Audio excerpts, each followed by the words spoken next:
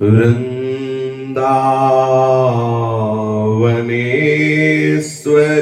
तवैव पदारविन्दम्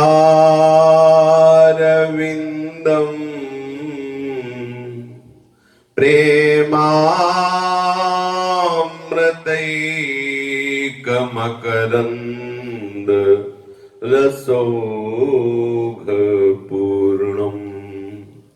हृद्यर्पितं मधुपते स्मरतापमुग्रम्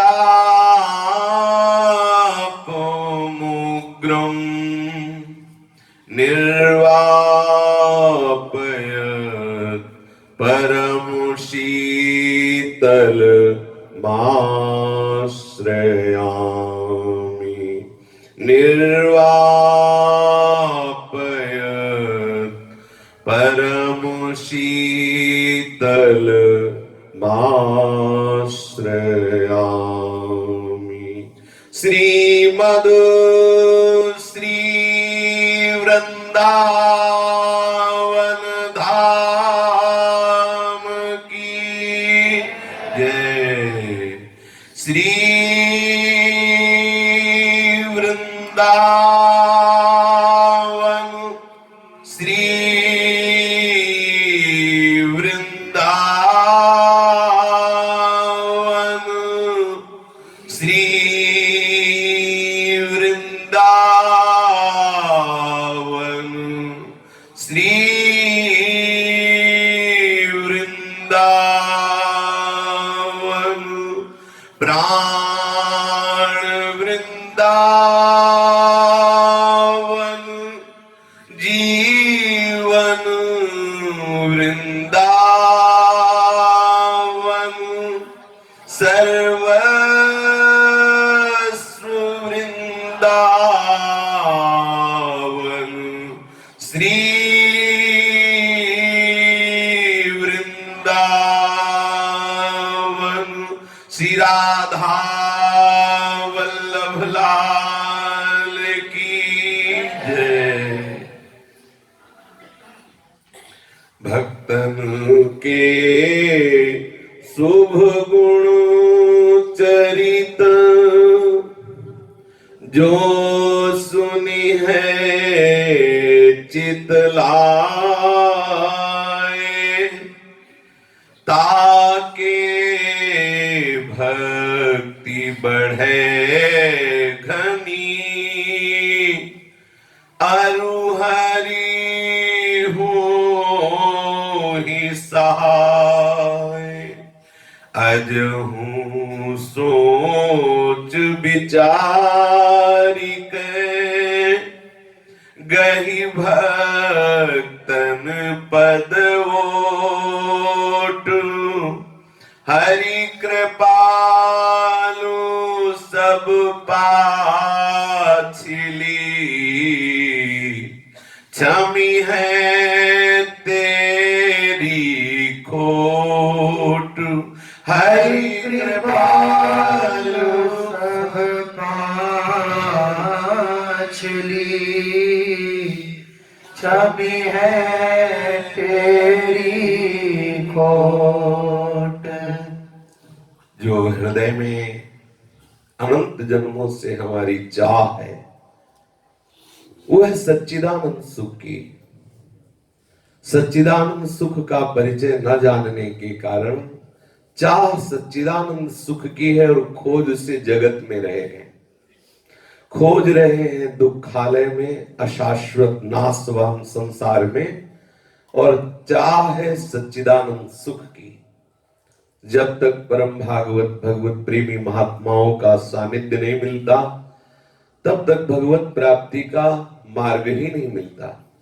चाहे जितना कोई साधन संपन्न हो, चाहे जितना कोई तपस्वी हो, चाहे जितना कोई वेदों का ज्ञाता हो, जब तक उसके हृदय में भक्तों के चरणारविंद के प्रति संपूर्ण आस्था नहीं होती, तब तक प्रेम लक्षणा भक्ति का उदय नहीं होता। दुरुसत्य बात है। भगवान का मिल जाना सहज है, लेकिन भगवान के प्रेम में डूबना बड़ा कठिन है। कई ऐसे सिद्धांत पाए गए हैं जिनमें भगवान तो मिल गए लेकिन भगवान का प्रेम नहीं मिला, प्रभु का प्रेम नहीं मिला।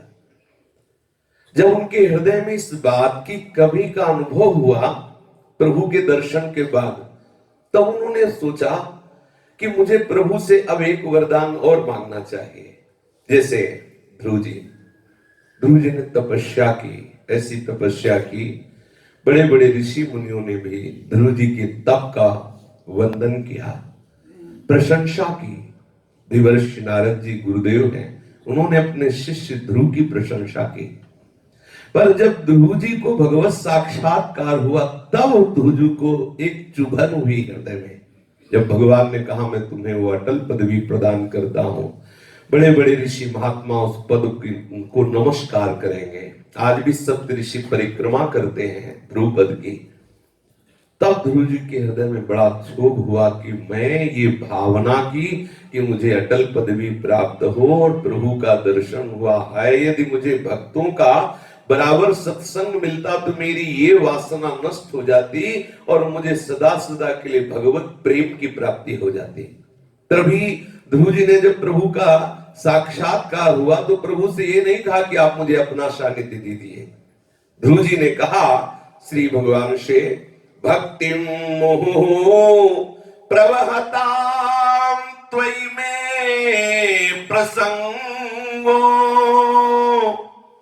भूयादनंत महता ममलासयानां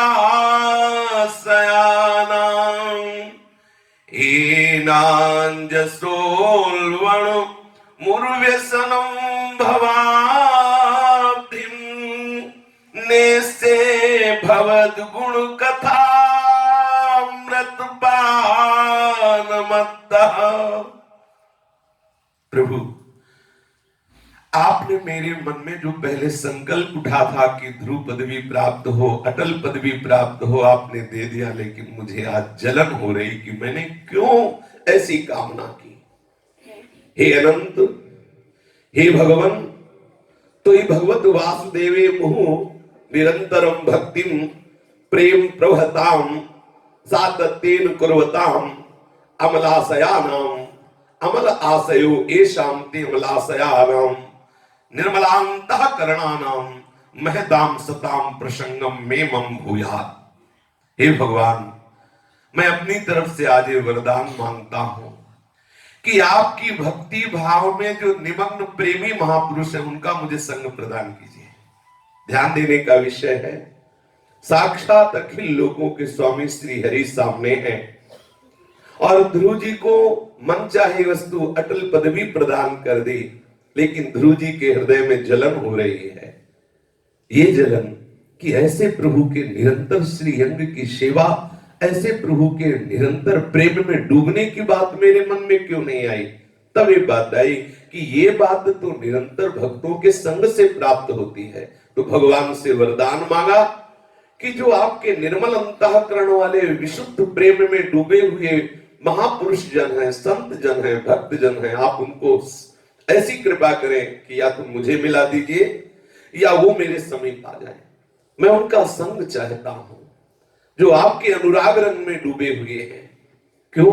क्योंकि उनके संग से सहज में आपकी अमृतमयी लीलामृत का, गुण अमृत का, आपके रूप का, आपके महामहिमा में प्यार का वर्णन उनके मुख से होता रहता है और बिना मांगे मुझे ये मिलेगा। उनके मुख से हरिजस, आपके रूपामृत, लीलामृत, चरितामृत आदि का वो अद्भुत पान करने को मिलेगा, जिससे हमारे हृदय में अद्भुत प्रेमोन्माद हो जाएगा। और जिसके हृदय में प्रेम होता है उसके हृदय को आप कभी एक क्षण के लिए भी नहीं छोड़ते। आप प्रेमाधीन हैं। इसलिए हे प्रभु कृपा करो, मुझे अपने भक्तों का संग प्रदान करो। यदि भक्तों के चरणों में आपकी प्रीति नहीं है, कभी ऐसा हो गया कि किसी महापुरुष के मंत्र से या किसी महापुरुष के प्रभाव से आपको भगवत प्राप्ति भी हो जाए, तो भी धूर्तता नहीं जाती, उद्दंडता नहीं जाती। आपको लगेगा ऐसा बोल रहे हैं। ये चित्रकेतु बहुत बड़ा साम्राज्य से युक्त एक महाराजा है और बहुत सामर्थ्यशाली है। एक पुत्र की कामना से विकल था। श्री अंगिराजी महाराज और देवर्ष नारद जी जाते हैं। ये विकल होकर पुत्र की कामना ही रखता है, पुत्र देते हैं, साथ में कहते हैं हर्ष और शोक दोनों प्राप्त होगा। नहीं समझ पाया। जब कुछ काल में उसके पुत्र को जहर दे दिया जाता है, वो मर जाता है, तो बहुत व्याकुल होता है। उस समय फिर दोनों महापुरुष पधारते हैं, उपदेश करते हैं, पुत्र मोह का त्याग कराकर भगवत मंत्र का उपदेश करते हैं। वो भगवान अनंत को मंत्र के द्वारा रिझा लेता है, भगवत साक्षात्कार होता है। भगवान उसको एक दिव्य विमान देते हैं, बड़ा महिमा उसकी प्रकाशित होती है। देखो, ये हृदय में भक्त चरणों की रज का सेवन करते हुए भक्त चरणों की सेवा में रहने की बात नहीं हुई। मंत्र मिला, साधना की, भगवत साक्षात्कार किया, लेकिन धूर्तता नहीं गई इसकी। वैष्णवानाम यथा शंभु, जो सदैव भगवत अनुराग में छके रहते हैं।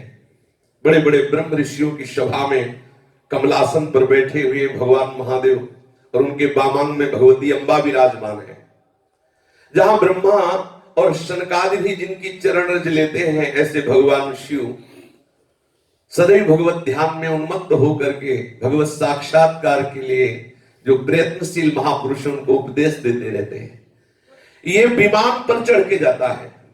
अगर ब्रह्मा जी भी जाते हैं तो महादेव जी के समीप जब जाते हैं तो तीनों बराबर ही है, हरि, ब्रह्मा जी, महादेव, पर एक दूसरे को सब गुरु मानते हैं।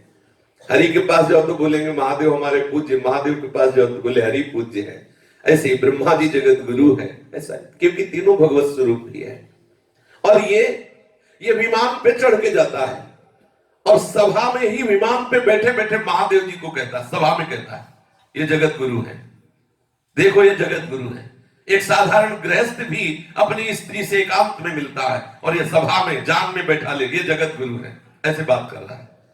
क्या ये भगवान की भक्ति की ये वृत्ति होती है? आप देखिए, भगवत साक्षात्कार किए हुए महापुरुष है, भागवत उठा के देख लीजिए, धूर्तता नहीं जाती। जब तक भक्त चरण रज का सेवन, भक्तों की सेवा धन्यता से नहीं होती, अगर तनिक भी अहम है तो उद्दंडता बनी रहती है। समस्त त्रिभुवन का शासन करने वाली शक्ति है। शिव कल्याण स्वरूप है, लेकिन उस कल्याण तक पहुंचने के लिए शक्ति है। शक्ति स्वरूप अम्बा ने कहा कि अरे मूर्ख, तो भगवान शिव को पुरुष समझ रहा है और ऐसी उद्दंडता पूर्ण। ये बड़े बड़े शनकादि महापुरुष जिनके आगे ग्रीवा झुकाए हुए ब्रह्म चर्चा श्रवण से आनंदित हो रहे हैं, उनको तो उपदेश कर रहा है। भगवान शिव को ये पता नहीं कैसे बैठना चाहिए, तो आज उपदेश कर रहा है। ऐसी धूर्तता भगवान के भक्तों में नहीं होती। ये आसुरी भाव तेरा भी मिटाने जा तो राक्षस हो जाए, वही वृद्धासुर होते हैं। खास बात जो बताना चाहते हैं, आज जब एक महात्मा की अस्थियों से बना हुआ, लोक कल्याण की भावना में डूबा हुआ महात्मा दधीच और उनकी अस्थियों से बना हुआ वज्र जब देवराज के हाथ में है, तो उस वज्र के दर्शन से भगवत दासों की महिमा का स्मरण हुआ और देवराज इंद्र से कह रहे हैं, वृद्धासुर जी, ये वही है चित्रकेतु। कह रहे कि आप संशय मत करना कि अभी ये वज्र निष्फल जाएगा। ये निष्फल नहीं जाने वाला, क्योंकि इसमें महात्माओं का प्रताप जुड़ा हुआ है। निश्चित मेरी मृत्यु हो जाए, और मैं मृत्यु से भयभीत नहीं हो रहा हूं। एक क्षण रुक जा। और उस समय प्रभु से जो मांग करते हैं वो ध्यान देने योग्य बात है। प्रभु से कह रहे हैं, अहम हरे तव पादैक मूल दासानुदासो भवितास्मि भूयः मनः स्मरेता सुपतेर्गुणानां गृणीत वा कर्म करोतु कायः। हे हरि, वज्र के दर्शन से ऐसी महासद्बुद्धि क्यों प्रकट हो रही, जान रहे हो? एक परिहितकारी महापुरुष की अस्थियों से बना हुआ वज्र है। उस अस्थियों का दर्शन करते ही एक हृदय में विशेष आकर्षण हुआ और याद आई कि परम वैष्णव भगवान शिव का अपराध बन गया मुझसे। भगवत साक्षात्कार से भी श्रेष्ठ है भगवान के भक्तों की दासता, जिनमें भगवत अनुराग प्रकट होता है, जिससे दैन्यता आती, जिससे अहम का नाश होता है। इसलिए आज वृद्धासुर जी महाराज क्या मांग रहे हैं? हे हरे तव भवतः पादैक मूल दासानुदासः पादौ चरणौ एव एकम मूलम आश्रयः आधारो एसाम ते पादैक मूलाते चते दासा इति पादैक मूल दासाः तेसाम अनुदासो दास दास इति पादैक मूल दासा अनुदासः भगवत चरण सेवक सेवकः अहम वृत्तः भूपः पुनः भवितास्मि भवितास्मि भवितास्मि। प्रार्थना, हे हरि मैं प्रार्थना करता हूं कि आपके श्री चरण सेवक जो भक्त जन है उनके दासों का मैं दास बन जाऊं,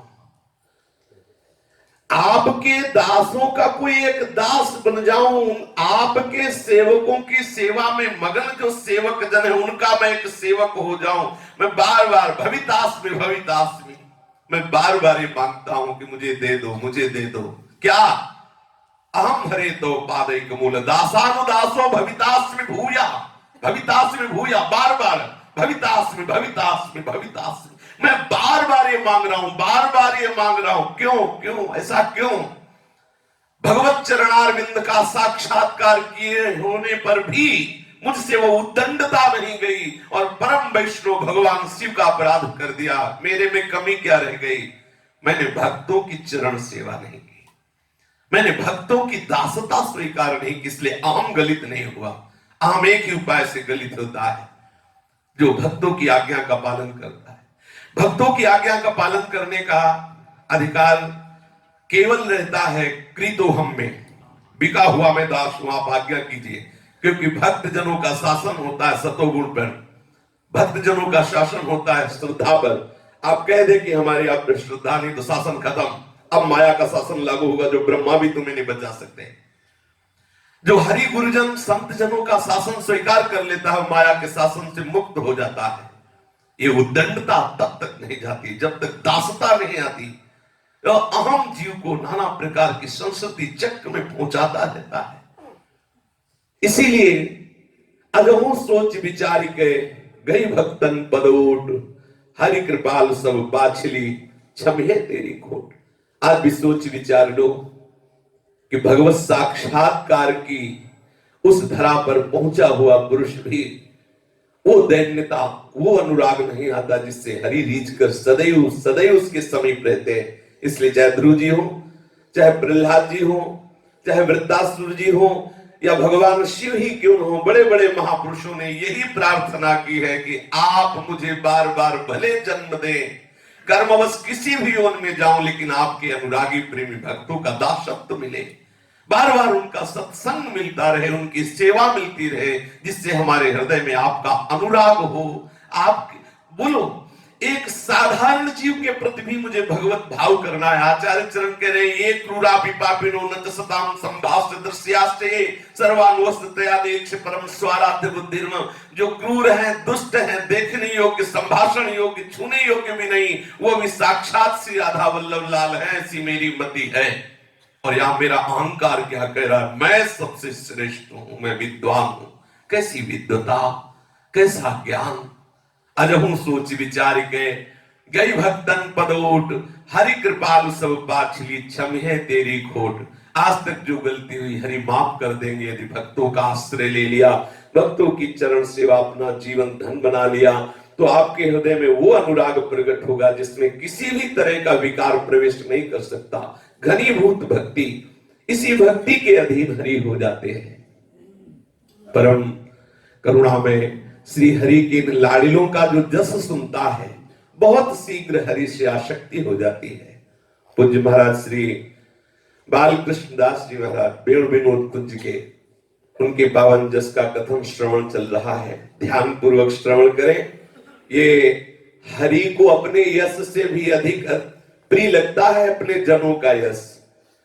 और हरि का यश कई बार सुनने पर जो अंतःकरण पवित्र होता है, तो हरिदासों का एक बार ही सुन ले, हरि का कई बार। जैसे भक्त महिमा का वर्णन करने वाले श्री नाभा जी कहते हैं कि लाख बार हरि हरि कहो, जो फल मिलेगा वो एक बार हरिदास कह दो। हरि के भक्त का एक बार सुमिरन कर लो और लाख बार हरि हरि। ऐसे ही हजारों बार हरि चरित्र सुनने पर जैसा अंतःकरण होगा, एक बार हरिदास हरि भक्त हरि प्रेमी का जस सुनने से अंतःकरण वैसा। बचो इस बुद्धि के बहलावे से, बचो इस मनीराम के फांसी से। ये ऐसा फंसाकर दुर्गति में पहुंचा देता है, अनंत जन्मों से यही खेल खिलवा रहा है। सावधान होकर इस मन को आचार्य गुरु के चरणों में समर्पित कर दो, नहीं धूर्तता जाने वाली नहीं। हरि किससे रीझते हैं? जो अतिशय दैन, यही दरबार दीन को आदर रीत सदा चली आई। कभी ब्रह्मा जी के साथ हरि खेले और ब्रजवासी बालकों की जूठन छीन छीन के पाए? विचार करके देख लो। मुनिमन ध्यान धरत नहीं पावत, करत विनोद संग बालक भट। जो दैन्य हो गया, भोला बन गया ठाकुर, उसके पीछे पीछे डोलने लगे। कितना ज्ञान है तुम्हें, कितना ज्ञान है। देहाभिमान से युक्त हो अपने को ज्ञानी मान रहे हो, राग द्वेष की वृत्तियों से युक्त हो अपने को ज्ञानी मान रहे हो। स्त्री पुरुष दिखाई दे रहा है, दुष्ट और महात्मा दिखाई दे रहा है, अपने को पंडित मान रहे हो। और पंडित तो जब है जब एकमात्र वासुदेव ही दिखाई दे। पंडिता समदर्शिना कहां हो, केवल व्यर्थ का अभिमान करके नरक का रास्ता पुष्ट कर रहे हो। इसलिए दैन्य हो जाओ। यही दीन प्यारे वेद पुकारे द्रवहु श्री भगवान। दीनता से पुकारोगे तो दीनानाथ तुम्हारे हृदय में ही बैठे हुए। यदि कहीं कोई अभिमान लेके पुकारोगे तो माइक लगा के भी बोलो तो उनको सुनाई नहीं देता है। इतनी सूक्ष्मता की चींटी की भी आवाज बहुत जल्दी सुन लेते हैं, और इतने कठोर हैं, इतने कठोर हैं कि आप जिंदगी भर हमसे पुकारते रहो तो सुनने वाले नहीं। और कुसुम से भी कोमल और वज्र से भी कठोर है हमारे हरि। कठोर उनके लिए हैं जिनमें अपना बल है, और कोमल उनके लिए हैं जिनका बल वे हैं। इसलिए सावधान होकर अपने अहम का मर्दन करो। अहम का नाश करने के लिए एक ही उपाय है, भक्त चरण का आश्रय, भक्त वचन का आश्रय। जो श्री मुख से निकल गया संतों के, उसको वेद का भी सार समझो। ये बुद्धि, ये मन जिसके अहम से आप सोच रहे मुझे ज्ञान है, ना भी पीछे तक आपने अपने इसी ज्ञान का प्रयोग करके अपने को बचा नहीं पाए, भ्रष्ट होते रहे। अगर आज शास्त्र और सदगुरुदेव के शासन में हो तो सावधान, यही बुद्धि तुम्हें हटाना चाहती है उस शासन से। क्योंकि जहां इनका शासन हटाता माया का शासन लागू हो जाएगा, वो माया का शासन तुम्हें रौंद देगा। अगर बचना चाहते हो तो मन बुद्धि की सलाह से बचो, अहम का त्याग करके। पूज्य महाराज जी संपूर्ण चित्तवृत्ति से प्रभु के मिलन की छटपटाहट से व्याकुल रहते हैं। जो प्रभु के मिलन की छटपटाहट में होता है, सबसे बढ़िया महिमा में गुण एक होता है जो भगवान को बहुत प्यारा लगता है, निरपेक्षता। किसी की अपेक्षा नहीं रखता, निस्संगता, असंग रहता है। ना वो स्थूल शरीर से कोई संबंध रखता है, ना स्थूल शरीर के विलासों से संबंध रखता है, ना वो सूक्ष्म शरीर से संबंध रखता है, ना सूक्ष्म शरीर के संकल्प आदि से। वो अपने प्राण प्रीतम के ही चिंतन में अपने स्वभाव को, अपने सूक्ष्म शरीर को, अपने स्थूल शरीर को लीन कर देता है। स्मरण ही नहीं देता कि मैं कहां बैठा हूं, क्या कर रहा हूं, खा रहा हूं, पी रहा हूं, चल रहा हूं। प्रकृति के संयोग बसाते सब होता रहता, उसको याद ही नहीं रहती। ऐसी सच्ची असंगता, निस्संगता भगवत चिंतन के प्रभाव से आ जाती है। अब महाराज जी पीछे की चर्चा में एक कमल नयन नाम के जो महापुरुष महाराज जी से मित्रता का भाव रखते थे, तो उनका शरीर पूरा होने के बाद महाराज जी को बड़ी उदासी छाई, और रंग जी के बगीचे के एक छोटी सी कुटिया में जो महाराज जी रहते थे उसको भी छोड़ दिया और वहां से चल पड़े। यत्र तत्र क्षेत्रों में भिक्षा कर लेते, जहां कहीं भगवत चर्चा होती बैठ के सुन लेते, जहां कहीं रास आदि दर्शन करते, और आप बिल्कुल निसंग, वर्षों तक किसी से कोई परिचय नहीं बढ़ाया, क्योंकि कमल नयन जी के बिछुड़ने से आपके हृदय में बड़ा दुख हुआ। बड़े सच्चे महात्मा कमल नयन जी थे जिनसे आपकी मित्रता हुई, उनके जाने के बाद बड़ी असंगता आई। किससे मिलूं, किससे प्यार करूं, यहां सब जाने वाले हैं। ना किसी आश्रम में रहते, ना किसी से मिलते जुलते। अब ऐसी आंतरिक चिंतन वृत्ति बढ़ी कि शौचाचार्य की मर्यादा भी शिथिल हो जाती है। ऐसा ही होता है। जब आंतरिक चिंतन बढ़ता है तो जो बाहरी पवित्रताएं हैं इनमें भी सब शिथिलता आ जाती है। अब वृंदावन के किसी भी क्षेत्र में जाते ब्रजवासियों से या ब्रजवासियों के गांव से रोटियां मांग लेते और बस अपनी मस्ती में भगवत चिंतन करते रहते, प्रभु की लीला का चिंतन करते रहते और हृदय में चटपटी रहती प्रत्यक्ष दर्शन की। जिसके हृदय में भगवत दर्शन की लालसा जागृत हो जाती है तो वेदान्न संन्यस्ति केवलम अवच्छिन्नानुरागम लभते। नारद जी ने प्रेम भक्ति सूत्र दर्शन में ऐसा लिखा है, जो वेदों का भी या वेद के विधि निषेध का भी संपूर्णतया त्याग कर देता है वह अनुराग रंग में डूब जाता है। बाहरी जो वेद विहित विधि निषेध है इनका भी विस्मरण हो जाता है। करनी अकरनी दो विधि भूले, विधि निषेध सब रहे धरे, नर हरिदास ते भये बावरे जे यह प्रेम प्रवाह परे। उन दिनों पूज्यपाद श्री उड़िया बाबा जी महाराज के आश्रम में और बंसीवट ब्रह्मचारी मंदिर में रासलीला हुआ करती थी।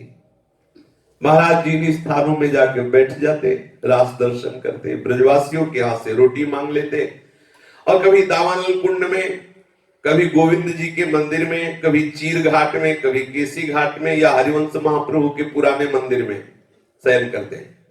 ऐसी दिनचर्या थी। एकांत में बैठे भगवत चिंतन करते, सुनते कि पूज्यपाद उड़िया बाबा के आश्रम में या ब्रह्मचारी बंसी ब्रह्मचारी के मंदिर में रासलीला हो रही तो आप रासलीला में बैठ जाते। ब्रजवासियों की माधुकरी मांग के पा लेते। हरिवंश महाप्रभु के पुराने मंदिर में, चीर घाट में, केसी घाट में, दावानल कुंड में या गोविंद जी के मंदिर में अपने रात्रि व्यतीत करते। श्री उड़िया बाबा जी महाराज का आश्रम प्रसिद्ध स्थान था वृंदावन में एक समय। श्री उड़िया बाबा जी एवं श्री हरि बाबा जी पूर्ण सिद्ध महापुरुष थे। आश्रम में नित्य भगवत चर्चा, नित्य रासलीला के सुख का वर्षण होता रहता। श्री हरि बाबा महाराज की भी रास में बहुत प्रीता थी।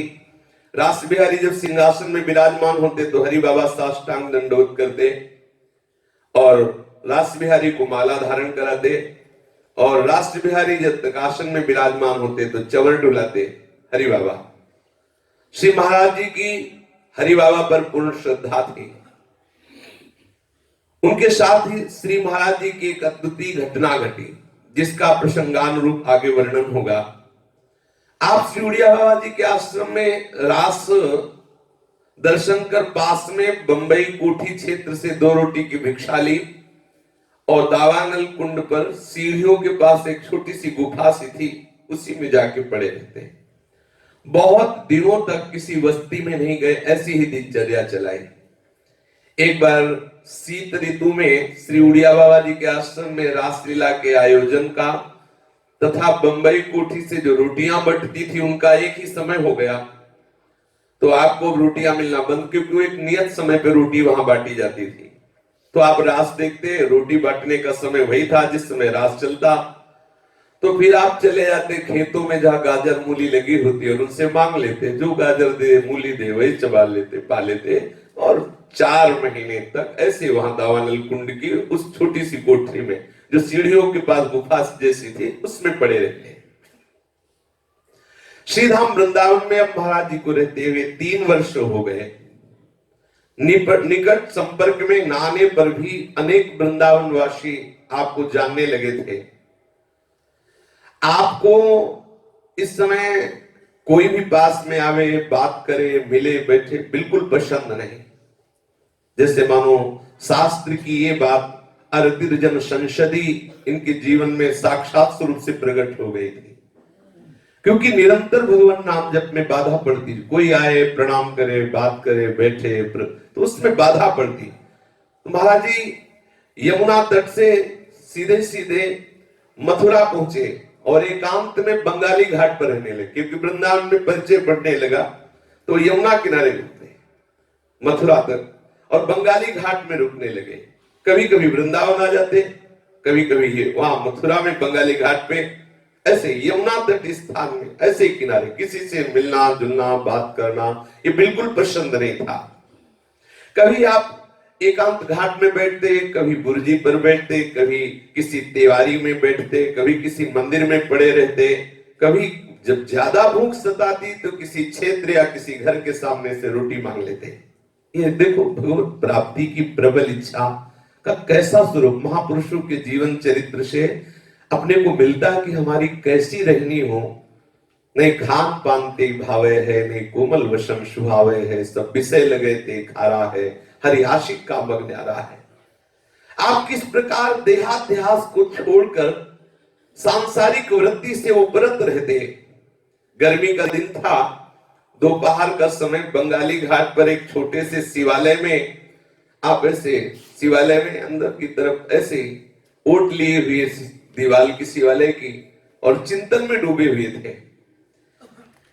देह का भान भी नहीं, इतनी तन्मयता से वहां शिवालय की मोहरी से काला सांप आया, महाराज जी से थे, ऐसे ऊपर से चढ़ा उतर गया।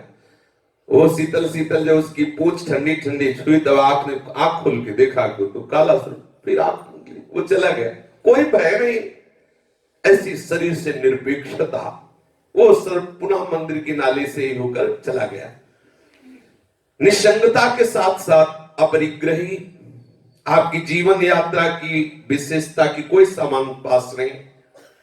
एक बार आपने रात्रि में शरीर ढकने के लिए जो महात्मा जन कपड़े फेंक देते हैं, उन कपड़ों को बीन लेते और उनको गांठ लगा लेते, पुराने वस्त्रों में गांठ लगा के गुदड़ी बनाई। ऐसा कहा भी है महापुरुषों ने कि वो घूरे में से बीन चीनगटा रक्षा कीजिए सीतिन, ऐसे बसिए ब्रजबीथिन। अब वो पुराने पुराने कपड़े ढेर सारे बीन करके उनमें गांठ लगाई और जानते हो 20 शेर की वो बल गई, 20 शेर की।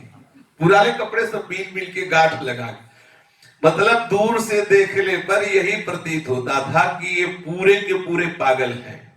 फटे पुराने कपड़ों की गुदड़ी, जाए कहीं यहाँ घाट में पड़े, कहीं मंदिर में पड़े, किसी से कोई, जब तक प्रभु के प्रेम में कोई बावरा नहीं बनता तब तक प्रभु उसके लिए बावरा नहीं बनते। खा पी रहे, चैन से सो रहे हैं तो देख रहे प्रभु की आनंद से है, तो काहे को गरज पड़ी ही कि आए। जब आपका चैन लुट गया तो उनका भी चैन लुट गया। ये था माम प्रपद्यन्ते तास्तते भजाम में हम। बोले मुझे भगवत दर्शन की लालसा है। पूछो जो कहता है भगवत दर्शन, कभी एक पहर रोटी छोड़ी, कभी एक पहर दूध छोड़ा, कभी एक पहर जग के व्यतीत किया, हा राधा हा राधा। ला वो दिखाने के लिए हा राधा बोलेगा और चाहिए 25-50 मिठाई के पीस मिल जाए, खाना पीना चक्र, हा राधा कब मिलोगे, ये दिखाने के लिए राधा ऐसे देखा राधा। वो तो श्री जी भी जानते हैं कि हम जान रहे तो राधा क्यों पुकार रहे हैं। कोई श्री जी के लिए तड़पे, देखो इन महापुरुषों को देखो। आप ये 20 शेर की तैयार हुई थी जो गुदड़ी, और ऐसा नहीं कि हर समय टांगे रहे गुदड़ी, ओढ़ने के समय बस ओढ़ लिया, वही घाट पे छोड़ दिया, कोई पूछता भी नहीं था। फटी पुरानी गुदड़ी वही छोड़ दिया, रात में फिर आके उसी में घुस के बैठ गए। कीथड़ों से बनी हुई गुदड़ी कोई देखता भी नहीं, उठाने की तो बात जाने दो। केवल महाराज जी की ही वो गुदड़ी प्रतीक्षा करती, रात में आते उसी को लेकर के उसमें लिपट के सो जाते। एक दिन गुदड़ी पास रखी हुई थी, आप बैठे हुए थे तो एक पुलिस वाले ने देखा, चेहरे पर तेज बाहरी पागलों जैसी चेष्टा, गुदड़ी रखी। वो हमें लगता है कि ये कोई साधारण नहीं, कोई ये तो चोर है या कुछ इसमें छिपा, इतनी बड़ी गुदड़ी। वो निरपेक्ष भाव से एकांत चिंतन में कि महाराज जी को देख करके लगा कि कोई तो है ऐसा, ये तो संत तो है नहीं, पागल है नहीं, क्योंकि एकदम बावरापन, भगवत चिंतन में तन्मयता। एक स्थिति आती है भगवत चिंतन की जिसमें तिलक लगाना और सब भूल जाता है। महाप्रभु हरिवंश चंद्र जी ने श्रीमद राधा सुधा निधि में लिखा है, लिखन्ति भुजमूलतो न खलु शंख चक्रादिकम विचित्र हरिमंदिरम न रचयन्ति भालस्थले लसत् तुलसी मालिकाम दधति कंठ पीठे नवा गुरुर्भजन विक्रमा महाबुद्धया, कोई महाबुद्धया, गुरु के द्वारा दिए हुए विक्रम अर्थात भजन बल से शरीर सुधि से ऊपर उठ गए हैं। अब न सुध है तिलक लगाने की, न सुध है शंख चक्र छाप आदि लगाने की, न कंठी बांधने की, बाहरी कोई लक्षण नहीं दिखाए, क्योंकि शरीर की सुध नहीं तो तिलक कौन लगावे। वहां शरीर की ही सुध नहीं। गुरु भजन विक्रमात् हिते महाबुद्धया, गुरु प्रदत्त या गुरु के भजन के प्रताप से ऐसी स्थिति को प्राप्त हो गए। गुरु प्रदत्त भजन में ऐसी तन्मयता है कि शरीर सुधि भूल गई। कौन तिलक लगावे, कौन कंठी बांधे, सुध ही नहीं है शरीर की। निरपेक्ष भाव से महाराज देख रहे पुलिस वाला गुदड़ी उठा करके उसकी चेकिंग की कि कुछ इसमें छुपा होगा। इतनी बड़ी गुदड़ी, ये कोई ऐसा तो नहीं कि कोई चोर हो, कोई और हो। ऐसा जांच किया, जब कुछ नहीं तो छोड़ दिया। महाराज जी से मंद मंद मुस्कुराते देखते रहे। गर्मी के जब दिन आए तो संध्या के समय यमुना पुलिन पर एकांत में श्री यमुना जी की ओर मुख की आंखें बंद के ध्यानस्थ बैठे थे। कुछ व्यक्ति आपके स्वरूप, आसन और मुद्रा, निरपेक्ष भाव से आकर्षित होकर पीछे बैठ जाते। आप जब ध्यान से उठते तो वो लोग प्रणाम करते, आपसे भागवती को वार्ताएं करते, प्रश्न करते, अध्यात्म संबंधी भगवत चर्चा होने लगती। सिद्धांत का निरूपण करके आप शीघ्र उठते और द्वारिकाधीश के दर्शन के लिए चले जाते। श्रोतावृंद साथ साथ चलना चाहते, किंतु आप इतनी जल्दी से चलते कि उन्हें पीछे ही छोड़ देते। ये क्रम कई दिनों तक चलता रहा। महाराज जी जहां बैठते तो दसियों लोग पीछे आके बैठ जाते। भीड़ बढ़ती गई। व्यक्तियों से अपना पीछा छुड़ाने के लिए महाराज जी वहां जाना ही बंद कर दिया, अप्रकट रहने लगे। और द्वारिकाधीश के दर्शन करने जाते तब कपड़ा ऐसे लपेट लेते, कोई पहचान ना पाए कि ये वही महात्मा जो यमुना किनारे बैठकर भजन करते। बड़ी सावधानी। कोई भीड़ इनको एक पसंद नहीं, क्योंकि कोई बात करेगा, कोई चिंतन छुड़ाएगा हमारा ठाकुर जी का, जहां वो समीप आएगा। कोई पहचान न ले, इसलिए महाराज जी ने अपने बाल भी मुड़वा दिए, ऐसे कपड़ा लपेट लेते। एक बार द्वारिकाधीश जी के दर्शन के लिए जाते। संध्या में यमुना किनारे बैठना भी छोड़ दिया और मौन व्रत धारण कर लिया। किसी से बात ही नहीं कर रहा है, निसंग निरपेक्ष। वहां एक दो परिवार जो बहुत विशेष श्रद्धा दिखाते, महाराज जी उनके पास चले जाते और भोजन ले लेते। केवल पेशकार महिलाल जी और जड़िया परिवार के तीनों भाइयों ने आपकी कृपा प्राप्त की। अर्थात जब महाराज जी जैसा इशारा करते वैसा महाराज जी को भोजन सुविधा दे देते। पूरा जड़िया परिवार सिंह महाराज जी को गुरु रूप से मानता। सभी आप पर बहुत श्रद्धा रखते। उनका त्याग्रह होने से आप प्रायः उनके घर में भी चले जाते। श्री महाराज जी के घर आने पर एक परिवार बहुत प्रसन्न चित्त होकर महाराज जी की सेवा करता। उनकी एक 12 साल की लड़की थी, वो बहुत श्रद्धालु थी। उसने महाराज जी की झोली पर रेशम की कढ़ाई से महामंत्र की रचना की। महाराज जी की झोली पर महाराज जी बहुत प्रसन्न हुए, बड़ा दुलार किया। बालिका पधार गई। बहुत होश में रहना। महात्माओं से ज्यादा प्यार करोगे तो गड़बड़ हो जाएगा। जिस गाय भैंस का पेड़ा खाया वो मर गए। उसने बहुत सुंदर महामंत्र की झोली में रचना की। महाराज जी को बहुत करुणा आई, दुलार किया, वो पधार गए। बातों ही बातों में महाराज जी ने उनके परिवार वालों को बताया कि प्रभु ने इसको स्वीकार कर लिया है। जिसे प्रभु स्वीकार कर लेते हैं, इस दुखद पांच भौतिक शरीर में उसे नहीं रखते। अब वो प्रभु की दिव्य सेवा में पहुंच गई है। पूरा परिवार पूर्ण विश्वास करता था महाराज जी पर, पूर्ण श्रद्धा थी, इसलिए विशेष आंतरिक कष्ट नहीं हुआ। महाराज जी की आज्ञा लेकर उन लोगों ने लोहवन में खेत खरीदा। उसी खेत से ही बहुत संपत्ति बढ़ने लगी। महाराज जी के लिए एक कुटिया उन्होंने वहां बनवा दी। आग्रह किया, महाराज जी वहां आने जाने लगे। फिर धीरे धीरे आपने वहां जाना भी बंद कर दिया। जब प्रभु मिलन की प्रबल चाह होती तो कहीं भी वो चाह रुकने नहीं देती, विश्राम नहीं करने देती, अर्थात कहीं भी अपनापन नहीं होने देती। मथुरा में ही एक गुजराती महिलाल पेशकार रहते थे, उन पर भी श्री महाराज जी की बहुत कृपा थी।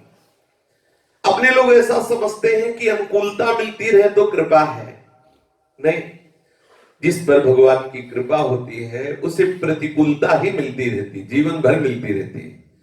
विशेष श्रद्धावान ही इस प्रतिकूलता रूपी कृपा को पहचान पाता है और बचा पाता है। नहीं तो लगने लगता है ऐसा क्या, प्रतिपल प्रतिकूलता, प्रतिपल ऐसा क्या। जैसे जैसे बोले जब तक वृंदावन नहीं गए तब तक सब ठीक चल रहा था, जब से वृंदावन गए, जब तक दीक्षा नहीं ली तब तक ठीक चल, जब से दीक्षा ली, बोले जब तक महात्माओं से नहीं जुड़े थे तब तक सब ठीक चल रहा था, जब से महात्माओं से सब चौपट हो गया। ऐसा कितने ऐसे उदाहरण है। ओ हम जब से पूजा भजन शुरू किया तभी से सब घर में विपत्ति आना, बंद करो पूजा भजन। ये विपरीत बुद्धि अश्रद्धा करा देती है। अब बताओ, जिस बिटिया ने महामंत्र की रचना महाराज जी की झोली में कर दी, उन्होंने दुलार कर दिया, वो पधार गए। कोई प्रणाम करेगा महात्माओं को? भैया पधारना हो तो जाए इनके पास। वो पधार नहीं गई, जन्म जन्मांतर के कर्म बंधन से मुक्त होकर भगवान के लीला धाम में प्रवेश। कितनी दुर्लभ बात। इसीलिए कहा तात स्वर्ग पवर्ग सुख धरी दुलाए कंग तूलनता सकल मिल जो सुख लो। आप जिनके लिए तड़प रहे हैं उसी के पास भेज दिया। आप देख लो महापुरुषों की कृपा देखो, थोड़ा सा सेवा बन गई तो आप जिनके लिए तड़प रहे हैं उनके पास भेज दिया। जो संतों की कृपा का परिचय जान जाता है वो कभी भी किसी भी तरह उसके हृदय में ऐसी भावना नहीं आ सकती कि ऐसा क्यों हो गया। महाराज जी जो गुजराती महिलाल पेशकार थे, महाराज जी पर बड़ी श्रद्धा करते थे। महाराज जी उन पर बड़ा कृपा और स्नेह करते थे। वो बड़े भाग्यशाली हैं जिनको संत अपना करके जानते हैं, ये मेरे हैं, ऐसा। वे बड़े सच्चे और भावुक भक्त थे। श्री महाराज जी जब तक मथुरा में रहे उनके दर्शन करने का वो महिलाल जी को बड़ा सुखद नियम था। बिना महाराज जी के दर्शन के वो भोजन पानी भी नहीं पाते। धन्य है उस भक्त को जो ऐसा नियम लिए कि मैं संत दर्शन के बिना भोजन नहीं पा सकता, मैं गुरु दर्शन के बिना पानी नहीं पी सकता। बड़े भाग्यशाली है जिनको भगवान के भक्तों में ऐसी श्रद्धा हो। मूर्ति में श्रद्धा तो हो सकती है, ठाकुर जी के श्री विग्रह में श्रद्धा हो सकती है, लेकिन भगवान के प्रेमी जनों में ऐसी श्रद्धा हो जाए, गुरु के प्रति ऐसी श्रद्धा हो जाए तो भगवान को भी अधीन कर लेता है। प्राय द्वारिकाधीश मंदिर में वो बैठे प्रति ऐसे कहा महाराज जी को ढूंढे, तो उनको पता था महाराज जी आएंगे जरूर दर्शन करने।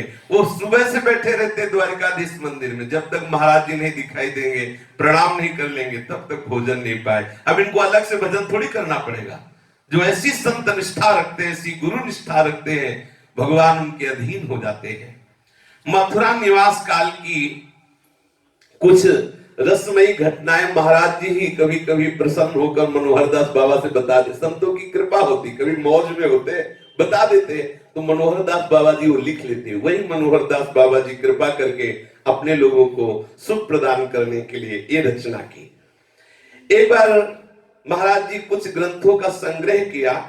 रात्रि में आप विश्राम घाट की एक बुर्ज पर सो रहे थे। समय प्रातः 3 साढ़े 3 बजे का होगा। एक थानेदार 2 सिपाहियों के पास आया और ग्रंथों को हटाने लगा और हटाकर देखने लगा।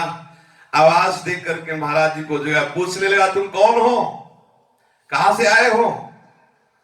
आप उठकर बैठ गए। उससे प्रश्न किया, आप कौन हैं और यहां किस लिए आए हैं? देखो संतों में भागवती की मस्ती होती है। तुम होगे थानेदार तो होगे, वो जगत के बादशाह के गुलाम है तो उनके लिए थानेदार क्या, कुछ नजर नहीं आता।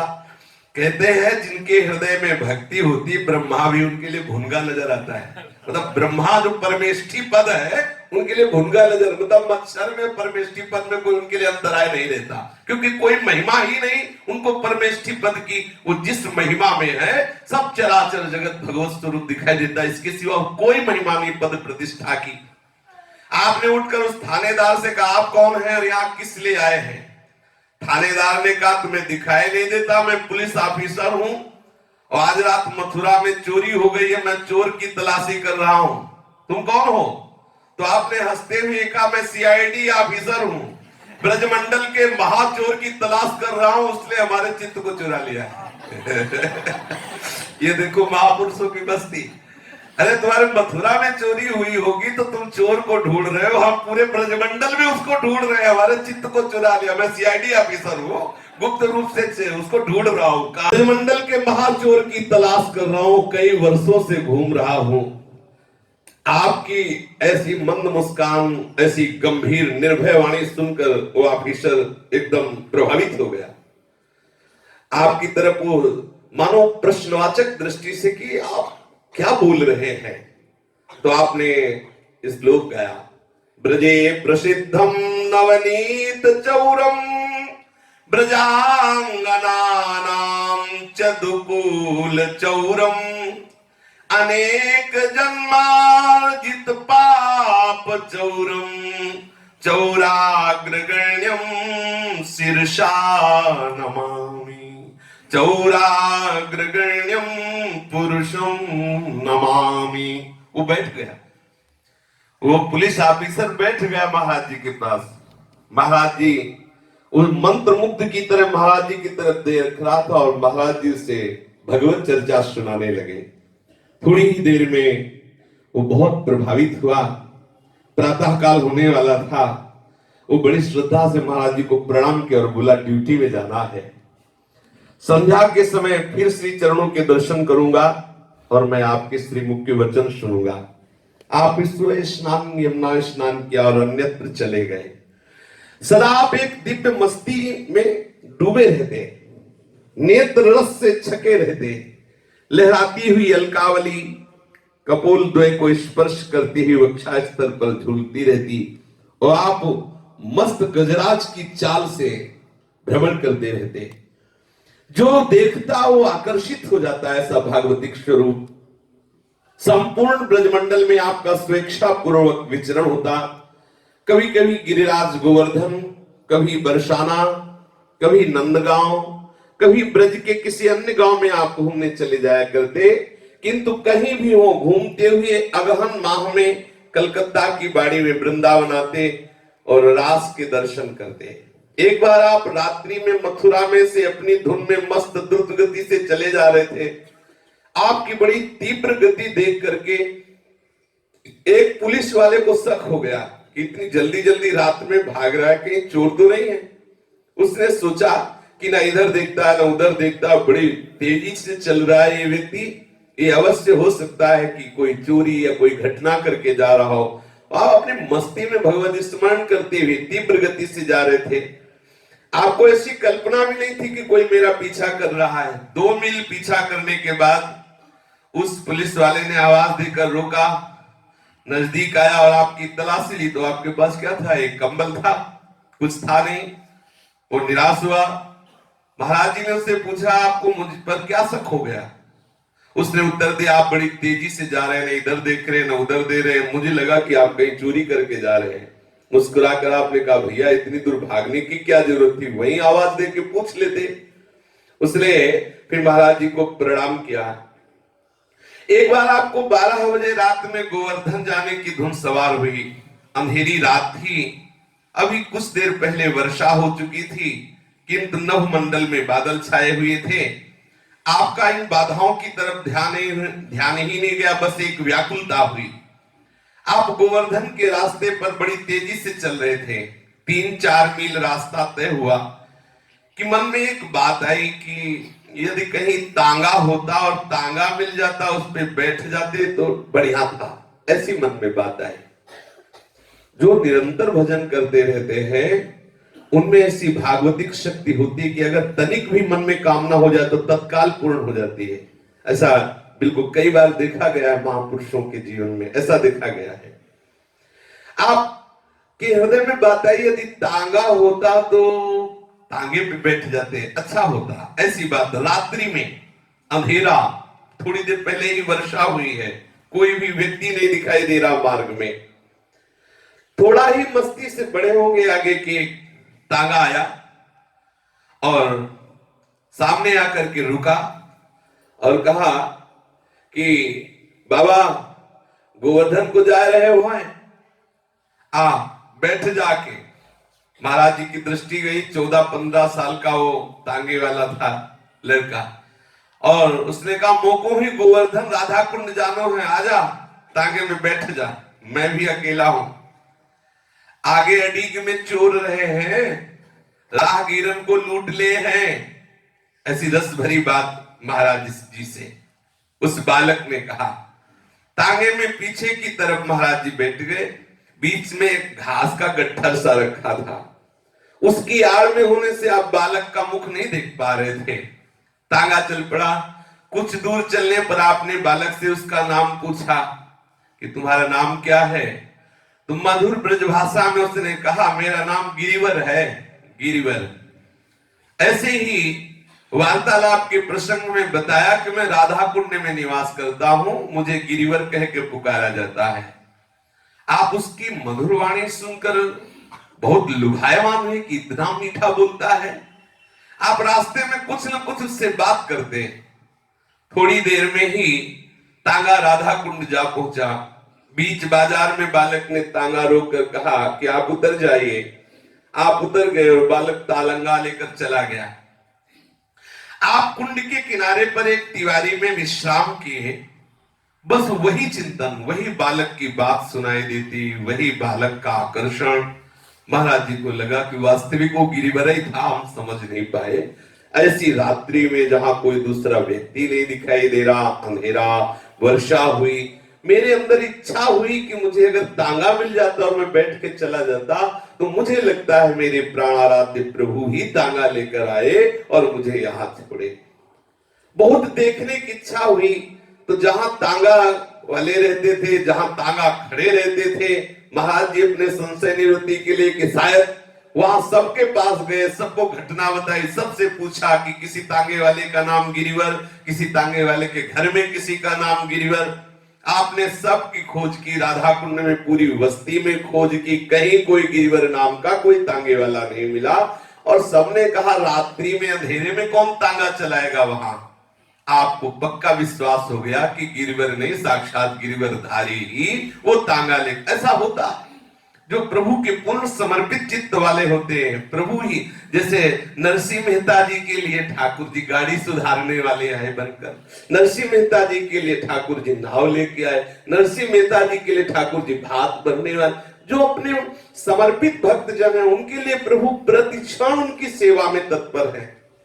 कुछ दिन के लिए आप गोवर्धन गए और वहां प्रत्येक रात्रि को 12 बजे परिक्रमा प्रारंभ करते, एकांत के कारण। एक बार परिक्रमा पथ पर पूंछरी से कुछ आगे ही पहुंचे थे कि सामने आते हुए एक दिव्य संत के दर्शन हुए परिक्रमा मार्ग गोवर्धन में।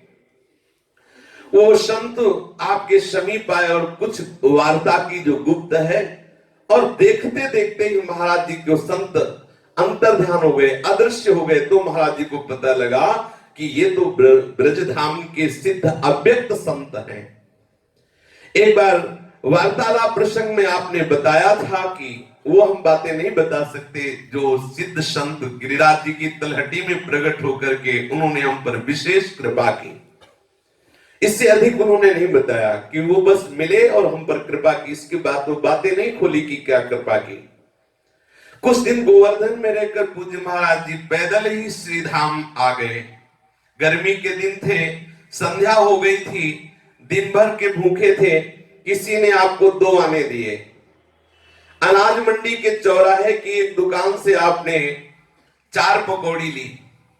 इतने में वृंदावन में एक मलिन वस्त्रधारी एक बूढ़े, बंगाली भाषा से लग रहे थे कि बंगाली है, वो संत समीप में आकर खड़े हो गए और कहा, ए बाबा 1-2 टूक पकौड़ी अमो को दाओ, अर्थात मेरे को भी दीजिए।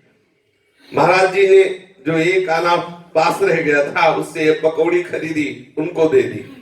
वो महात्मा महाराज जी की तरफ देखते जा रहे थे, पकौड़ी खाते जा रहे थे और बोले, सुनो सुनो, आज बिहारी जी का बहुत सुंदर फूल बंगला है, जरूर देखना जाके। महाराज जी से कहा, वो बंगाली महात्मा वृंदावन में।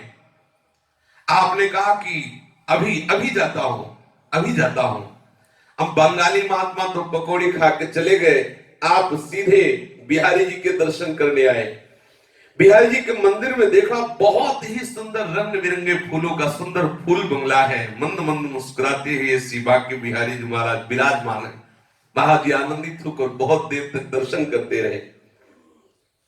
दर्शन करने के बाद आप श्री बिहारी जी की परिक्रमा कर रहे थे। परिक्रमा में आपके पूर्व परिचित श्री संत राम जी मिले। परस्पर दंडवत प्रणाम राधे राधे हुआ। संत राम जी से महाराज जी ने कहा कि भाई आज जैसा फूल बंगला बहुत सुंदर मैंने पहले कभी नहीं देखा। संत राम जी ने कहा कि आप कहीं भांग तो नहीं खा लिए?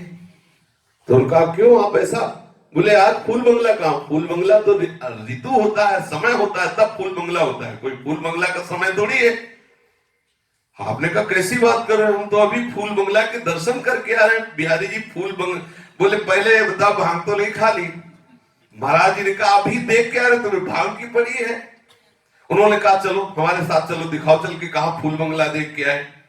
महाराज जी ने कहा चलो अभी देखो, अभी तुम्हें देख के आ रहा हूं। दोनों अंदर गए, वहां कोई फूल बंगला नहीं, बिहारी जी अंदर विराजमान थे अंतापुर में। महाराज जी समझ गए कि जो पकौड़ी पाले वाले महात्मा थे उनका चमत्कार था। वो जो मलिन वेश था, वृंदावन में बड़े दिव्य दिव्य विभूतियां हैं। बिल्कुल आप विश्वास कीजिए, यदि आप वैष्णव अपराध नहीं करेंगे, दैन्यता से रहेंगे, तो कोई ऐसी तुम्हारी साधना से यहां भगवत प्राप्ति नहीं, कोई ऐसी घटना घटेगी। देखो श्री कृष्ण मिलन के पहले आप देखते जाओ, महाराज जी को गिरिराज जी की तलहटी में दिव्य भगवत स्वरूप से तांगे वाले के रूप में ठाकुर जी मिलते हैं, पहचान नहीं पाए। महाराज जी को एक दिव्य महाभागवत संत तलहटी में मिलते हैं, उनसे कुछ वार्ता हुई, गुप्त रखा महाराज जी। देखो वृंदावन में महाराज जी के सामने आके पकौड़ी मांगते, कहते जाओ बिहारी जी फूल मंगले। ये सब दिव्यताएं ऐसी महाभागवतों की कृपा से आ जाती है, तब वो श्री कृष्ण के साक्षात्कार के योग्य हो जाते। अहंकारी को भगवत साक्षात्कार थोड़ी होता है। पहले ये सब प्रकट के महात्माओं की कृपा होती, तब हृदय में बिहारी बिहारिणी जी की प्राप्ति की प्रबल वेग की आकांक्षा ऐसा लगता है प्राण निकल जाएंगे, तब ठाकुर रह नहीं पाते और सामने आ जाते हैं। वो दिव्य फूल बंगला, वो बिहारी जी का विभिन्न पुष्पों से सजा हुआ स्वरूप, वो अलौकिक मंद मुस्कान, समझ गए महाराज जी की वो दिव्य बंगाली महात्मा कोई साधारण नहीं, वो सिद्ध महापुरुष थे। अब महाराज जी पूरे वृंदावन में खोजे कि वो महात्मा बंगाली मिल जाए, कहीं नहीं मिले। उनको लगा कि खोजूं, और उन दिनों इस प्रकार कई घटनाएं महाराज जी के साथ में घटती। एक रात्रि में जब आप ब्रह्मचारी ग्वालियर मंदिर से रास लीला दर्शन करके बाहर आ रहे थे, तो दरवाजे पर एक संत मिले। उन्होंने एक मिस्री की डली ऐसे हाथ में रखी, कस के ऐसे दबाई, और दबाकर ऐसी भावरी दृष्टि से देखते हुए बस चले गए। आपको लगा कि महात्मा का दिया हुआ प्रसाद पाना चाहिए, मुख में डालिया। वो मिस्त्री मुख में जाते ही एक दिव्य मस्ती छा गई। कुछ कदम आगे बढ़े तो आपको दिखाई दिया कि आप गोकुल में पहुंच गए हैं, वृंदावन में ही। मिस्री का चमत्कार, बिना मांगे बिना चाहे, इसीलिए कहते खूब भजन करो, कृपा मांगने की जरूरत नहीं है, गले पड़ के कृपा दे जाएंगे। भजन नहीं करोगे तो चाहे जितना आप कुछ कर लो, कृपा संतों की या भगवंत की है पर अनुभव में नहीं आएगी। भजन करोगे तो गला पकड़ के कृपा दे जाएंगे। आप विश्वास करो, भजन अगर ठाकुर से आपका हृदय में अपनापन हो जाए तो सब महात्माओं की एक साथ कृपा बरस जाएगी। महाराज जी के सामने से दृश्य खत्म, दिव्य गोकुल, श्री कृष्ण दर्शन की प्रबल लालसा, वन प्रांत में इधर उधर घूमते हुए ब्रज गोपियों के दर्शन, सुंदर सुंदर ब्रज गोपियां, महाराज जी को दिखाई दे रहा दिव्य गोकुल, एक से एक विशाल सुंदर मन हरण करने वाली गौएं, परम पावन श्री यमुना जी का पुलिंग, ब्रज गोपियों के जूथ, और महाराज जी कृष्णान्वेषण तत्पण दिव्य गोपी स्वरूप को भी विचरण करते हुए देखा। महाराज जी को ऐसा अनुभव हुआ कि मैं भी गोपी स्वरूप होकर इन गोपियों के बीच में हूं। ऐसी स्थिति 4 घंटे रही, जब तक वो मिस्री मुख में रहे। जैसे मिस्री पूली घुल गई, समाप्त हुई, तो आपको एकदम जैसे कोई स्वप्न से जाग पड़ा हो, देखा कि आप सेवा कुंज के पास से गुजर रहे हैं। ये सब चलते हुए हुआ, बेशुद्ध अवस्था। आपने देखा कि ना गोकुल है ना वो दिव्य गोपियों का समुदाय है, ना गौएं, ना वो दिव्य यमुना जी। हम तो सेवा कुंज के समीप से जा रहे हैं। ब्रह्मचारी मंदिर से सेवा कुंज तक आने के करीब 15 मिनट लगते, चाहे जितना धीमे चले, और 4 घंटे लगे। 4 घंटे में जब तक मिश्री रही तो भावदशा में दिव्य गोकुल के दर्शन हुए, गोपियों के दर्शन हुए, यमुना रस रानी के दर्शन हुए। यही वृंदावन है, इसी वृंदावन की बात हो रही है। यदि आप हजारों बार कहा है कि यदि वैष्णव अपराध से रहित होकर केवल पड़े रहोगे तो महापुरुषों की चरण धूल से आपके ऊपर ऐसी कृपा बरसेगी। देख पर होता क्या है, और कोई अपराध बने ना बने, पर वैष्णव अपराध, संत द्रोह, ये बनी जाता है। वो अहंकार जो है, इस भाव से हमें यहाँ पतित कर, वृंदावन ही विधि बस है, सिद्धांत है, तज के सब अभिमान तृणते नीचो, आपको जाने सोई जान। देखो महाराज जी अगर अपने श्रीमुख से पूज्य श्री मनोहर दास जी कोई बातें न बताते तो कोई न जानता। ऐसे ही कितने ऐसे वृंदावन वासी हैं कि कैसी दिव्य दिव्य घटनाएं उनके जीवन में घटती, बाहरी बातों से थोड़ी कोई अनुमान लगा सकता है। सोई जाने जे देव जनाई, जैसे प्रभु के लिए ऐसे प्रभु के जन जो है, यदि अपना परिचय न बतावे तो कोई जान नहीं सकता कि किस कोटि का कौन महापुरुष है। महाराज जी के सामने से उस सब दृश्य अंतर ध्यान हो गया। अब उन संत की भी आपने खोज की, किंतु दोबारा वृंदावन में उनके दर्शन नहीं हुए। अगर आप भाव से रहेंगे तो ये सब अव्यक्त महापुरुष आज भी है। पूज्य श्री बालकृष्ण दास जी कहीं गए हैं क्या? यही तो है, यही है। ये पंडित गया प्रसाद जी कहीं गए हैं क्या?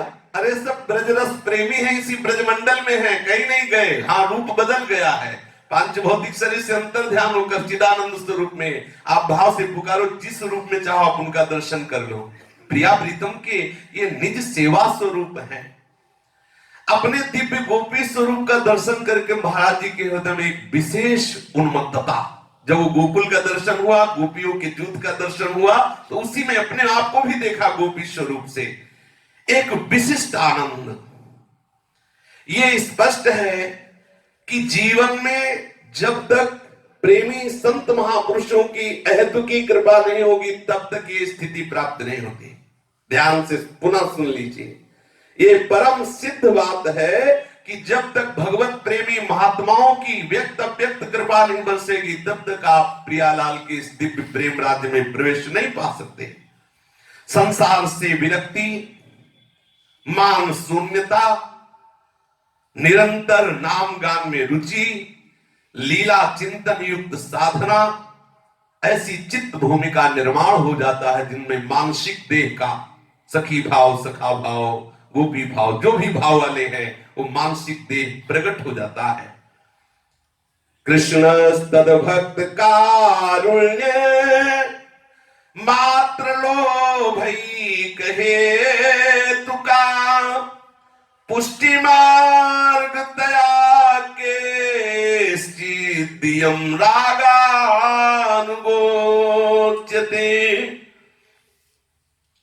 श्री कृष्ण तथा श्री कृष्ण भक्तों की केवल कृपा ही इस प्रेम मार्ग में प्रवेश दिला सकती है। श्री कृष्ण कृपा से, श्री कृष्ण के व्यक्त अव्यक्त प्रेमी जनों की कृपा और श्री कृष्ण प्रेमी जनों की कृपा से श्री कृष्ण के प्रेम राज्य में प्रवेश। श्री महाराज जी के जीवन में इस समय तक 5 महापुरुषों की कृपा बरसी। बाल्यावस्था में परमहंस देव श्री रामकृष्ण देव का अनुग्रह पीछे श्रवण किया, उससे संसार के प्रति तीव्र वैराग्य और गृह त्याग के साथ साथ साधना परक जीवन व्यतीत करने के संकल्प के लिए प्रेरणा हुई श्री रामकृष्ण परमहंस जी से। हरिद्वार में जो रसिया निबद्ध लीला गीतों को गाते हुए ब्रजवासी जन, वो ब्रजवासी जन साक्षात भगवत परिकर के ही थे। काठमांडू में श्री जयदेव जी की अष्टपदी ने श्री धाम वृंदावन की ओर उन्मुख किया, किंतु आश्चर्य है कि भावोद्वेलित चित्त में रस निकेतन वृंदावन आते तो थे पर फिर वृंदावन से बाहर चले जाते, कहीं नेपाल, कहीं अमुक जगह, ऐसे प्रेरित कर देते। पुनः वृंदावन में उनका आना हुआ, तब 4 सिद्ध महापुरुषों की करुणा कृपा हुई। श्री रंग जी के बगीचे में काली मिर्च देने वाले वो महापुरुष, और गोवर्धन में परिक्रमा मार्ग में वो सिद्ध महापुरुष, बिहारी जी के मंदिर में दिव्य फूल मंगला का दर्शन कराने वाले बंगाली महापुरुष, ब्रह्मचारी जी के मंदिर से सेवा कुंज की गली तक वो मिस्त्री के ढेले का चमत्कार वो महापुरुष। इन महापुरुषों की कृपा से पूज्य महाराज जी को बार बार अनुभव होने लगा कि मैं नित्य गोपी हूं, मैं श्री कृष्ण के चरणारविंद की प्रेम में मतवाली एक ब्रज नव युवती हूं, ऐसा अनुभव होने लगा। तत्र भक्त कृपा हेतु को द्विविधा प्राक्तनः आधुनिकश्च प्राक्तनः पार्वभविकता दृशभक्त कृपोत्थः आधुनिकः एतज्जन्मावधिता दृशभक्त कृपोत्थः। भगवत भक्त की कृपा से दो प्रकार का लोभ उत्पन्न होता है। पहला, जो प्राचीन में आपका भजन करते करते अभी भगवत प्राप्ति नहीं, जो भी भजन है वो। दूसरा, आगे जहां आपको पहुंचाना है उसका। ये जो संत भक्त जन है ये प्रकट होकर के आपके हृदय में दो प्रकार का लोभ प्रकट करते हैं। जो आपका पूर्व का भजन रुका हुआ उसको जागृत कर देते हैं, और आगे जहां आपको पहुंचाना वो संबंध स्थापित कर देते हैं। जैसे पूर्व जन्म में आपका जो भजन हुआ वो रुक गया किसी कारण से, तो संत दर्शन से, भक्त दर्शन से वो प्रकट हो जाएगा, आपका तत्काल भजन में रुचि। अब आपको कहां जाना, जैसे महाराज जी के हृदय में आया कि गोपियों के बीच में मैं भी गोपी बना हूं, ये अनुभव किया कि मैं भी गोपी रूप से हूं, तो अर्थात प्रभु पहुंचाना चाहते इनको गोपी भाव में। ये महापुरुषों के दर्शन से, व्यक्त व्यक्त महापुरुषों के दर्शन से पूर्व जन्मों में जो आपने प्रभु की भक्ति की उसका प्रकाशित हो जाना, और वर्तमान जन्म में आपको कहां पहुंचाना है उस भाव का प्रकाशित हो जाना, ऐसी कृपा होती। बिना, इसीलिए कहा है बिना भक्तों के संग के, बिना प्रेमी महाभागवतों की कृपा के कोई इस मार्ग में आ ही नहीं सकता। उन दिनों श्री धाम वृंदावन में बड़े भाव वाली रास मंडलियां, जहां अर्थ की प्रधानता नहीं, केवल भगवत लीला दर्शन कराने का भाव। तो देखा गया है कि जो ब्रजवासी बालक ठाकुर जी और श्री जी और सखियों का लीलानुकरण करते हैं, इनमें एक आवेश सा देखा गया है। कई महापुरुषों ने अनुभव किया है कि उनके मन की बात तत्काल लीला में पूर्ण हुई है।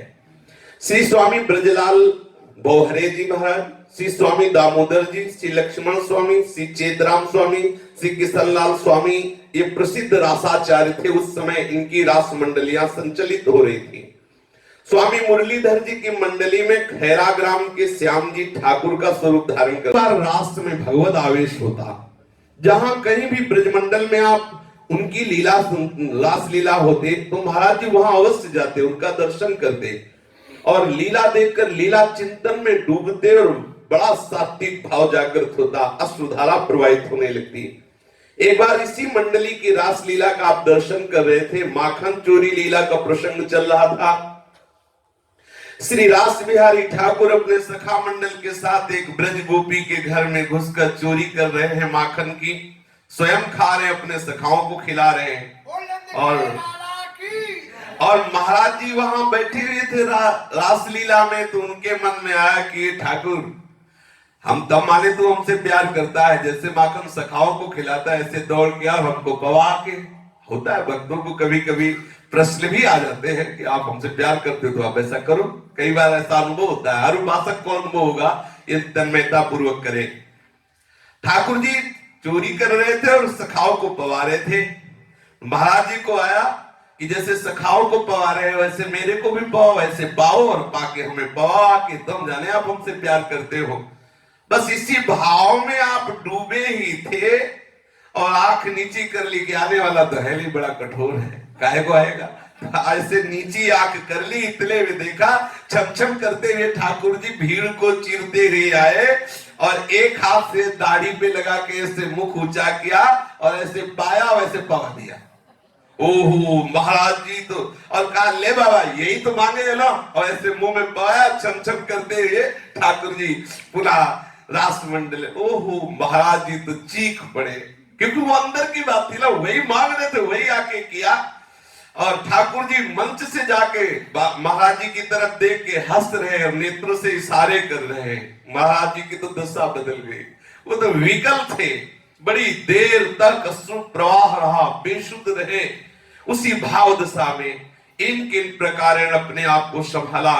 रासलीला संपन्न होने के पहले ही दृष्टि बचा के चुपचाप वहां से चले गए कि लोगों ने देखा था ना कि ठाकुर जी दौड़ के आए, माखन खाया, तो कोई किसी भी तरह से मान ना करे, इसलिए महाराज जी रासलीला के बीच में उठ के चले गए।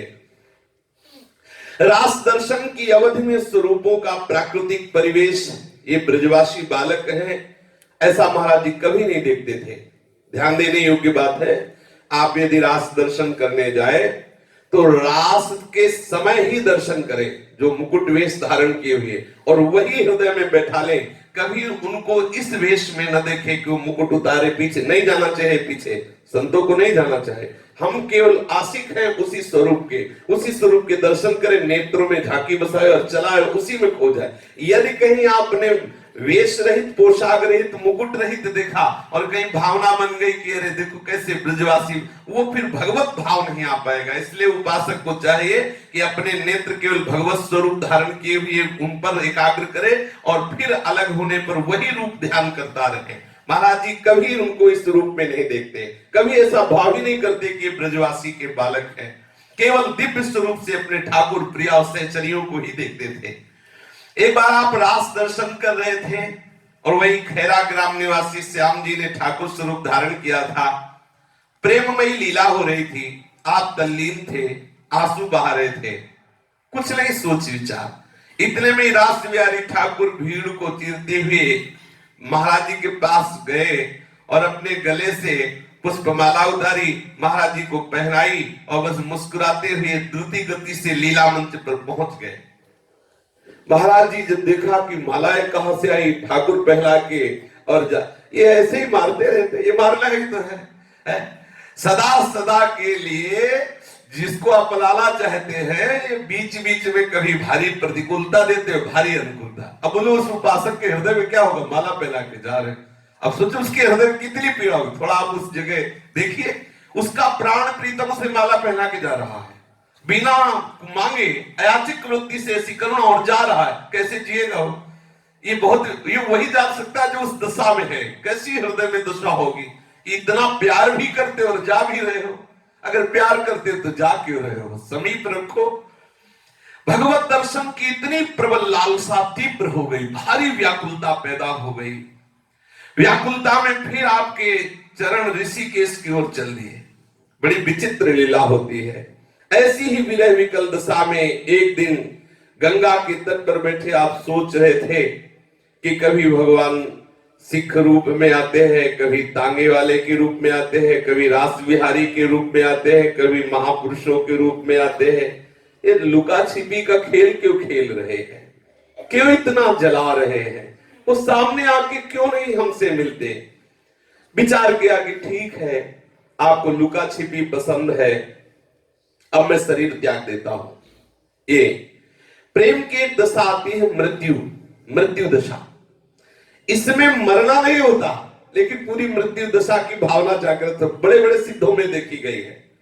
महाराज जी ने कहा ठीक है, अब इस शरीर का अंत कर देते हैं। यदि आप इस शरीर के सामने नहीं आना चाहते, ऋषिकेश की ओर चले। वहां पहुंच करके एक ऊंचे शिखर पर पहाड़ के चढ़े, जहां से 100 फीट नीचे गंगा जी थी, और विचार किया कि यहीं से छलांग मारेंगे, शरीर पूरा हो जाएगा। ठीक है, श्री कृष्ण को नहीं मिलना ना मिले, बस इतना सोचकर पहाड़ी के ऊपर चढ़े तो आवाज आई, सावधान, कौन है? पीछे मुड़ के देखा कि अस्त्र शस्त्र टांगे हुए पुलिसकर्मी उनके पीछे है। आप एकदम एकांत रात्रि में, ये आप क्या कर रहे थे? यहाँ क्या कर रहे हो? चलो हटो। महाराज जी को हटना पड़ा, वहां से हटो, नीचे जाओ। यहाँ क्या कर रहे हो? महाराज जी ने सोचा शायद यहाँ पुलिस की गश्त लगी हो, तो ऐसा है। तो आप सर नीचा के कुछ बोले नहीं और वहां से चले गए। दुखी वापस आया कि मरने भी नहीं देता, अगर मरना मिलता भी नहीं, मरने भी नहीं देता। नींद तो आई नहीं, बस श्री कृष्ण के इसी विचार में कि मिला भी नहीं और मृत्यु भी नहीं हुई, जैसे तैसे दिन कटा। सोचा कि उस दिन गश्त में होंगे, रोज थोड़ी होंगे गश्त में।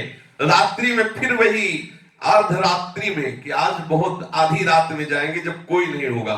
और उस अंधेरी रात में उसी पहाड़ पर चढ़कर जब कूदने हुए, फिर बड़ी जोर से आवाज आई, ए कौन है, तुझे कल मना किया था यहां मत आना, फिर कैसे आ गया। अब फिर देखो पीछे खड़ा है। विचार किया कि यहां तो जरूर कड़ी गश्त है, अब यहां आने को इसने मना कर दिया। और उसने तुरंत कहा वापस हटिए, चलिए, कभी मत यहां दिखाई देना पहाड़ में। आप जड़वत हो गए, फिर सर नीचा किया, वापस हुए। दूसरे दिन आपने एक संत से कहा पहाड़ी में पुलिस की गश्त रहती क्या। बोले कोई सोना चांदी रखा है क्या, वहां गश्त का है कि पहाड़ी में कोई गश्त नहीं। बोले नहीं नहीं, हम 2 दिन गए, 2 दिन पुलिस मिली। बोले चल के देख लो, कहीं कोई पुलिस नहीं है। तब आपको समझ में आया कि ये छलिया ही पुलिस बल्कि मरने से भी रोक रहा है, मरने भी नहीं दे रहा है। इसके बाद आप फिर निराश होकर ऋषिकेश से वृंदावन आ गए। अब आप जब ब्रजमंडल में जहां इच्छा होती भ्रमण करते और सीधा वृंदावन में यत्र तत्र निवास करते, बिहारी जी के दर्शन करते, संतों के समीप बैठकर सत्संग करते और अंदर ही अंदर श्री कृष्ण मिलन की चाह में तड़पते। श्री यमुना के पुलिन पर कभी गोविंद देव जी के मंदिर में, कभी श्री रंगदेव जी के सामने जो सामने है वहां सो जाते। एक बार संध्या के समय आप भावावेश में गोवर्धन के लिए चल पड़े। रास्ते में ही रात्रि हो गई, गोवर्धन दूर था, सामने एक गांव दिखाई दिया। सोचा कुछ देर यहां विश्राम कर लेंगे, फिर आगे चलेंगे। गांव किनारे वृक्ष तले आप बैठ गए तो देखा कि एक बड़े वृक्ष के नीचे बारात ठहरी हुई है। और फिर विचार किया कि यहां रात्रि विश्राम कर लेते हैं, फिर सुबह गोवर्धन जाएंगे। कुछ खाया पिया था नहीं, बहुत भूख लगी थी। सोचा कि गांव समीप दिखाई देता है, मांग लो भिक्षा। गर्मी के दिन थे, अपना कंबल बिछाया और वृक्ष के आश्रय में आप आधे लेटे हुए थे। इतने में एक नवीन अवस्था की सुंदरी नवयुवती गोप बाला आई और कहा चल बाबा मेरे साथ चल। हाथ पकड़ा और घसीटते हुए महाराज जी मुझे कहा ले जा रही। बोले सुंदर सुंदर पकवान बनाए पवाने के लिए ले जा रही। बहुत विचित्र ब्रज धाम है, बहुत विचित्र। एक नंदगांव की परिक्रमा लगा रहे थे तो 2-3 सखियां कंडा थाप रही थी। बोले अरे बाबा आजा, कंडा थपवा ले, हमका परिक्रमा लगा रहे। बोले कंडा थपवा, परिक्रमा का सारा फल तुझे मिल जाएगा, थपवा के कंडा। हम प्रणाम करके संकोच और साग। ये बहुत रसमयी और बहुत अंदर से निर्विकार ब्रजवासी सखियां, बड़ी निर्विकार। इसीलिए यहाँ सावधानी की आवश्यकता है। कोमल हृदय, सरस हृदय, निर्विकार। इनका हंसना खेलना एकदम निर्विकार है। महाराज जी का निसंकोच भाव से हाथ पकड़ा, घसीटती हुई चल दी। बोले चल बाबा मेरे घर चल, अच्छे अच्छे पदार्थ बनाए तुझे पवाएंगे। और वहां जो पास में बारात रुकी हुई थी ब्रजवासियों की, वो बड़े निष्कपट और सरल स्वभाव के ब्रजवासी जन होते हैं। बोले ले गई बाबा को ले गई।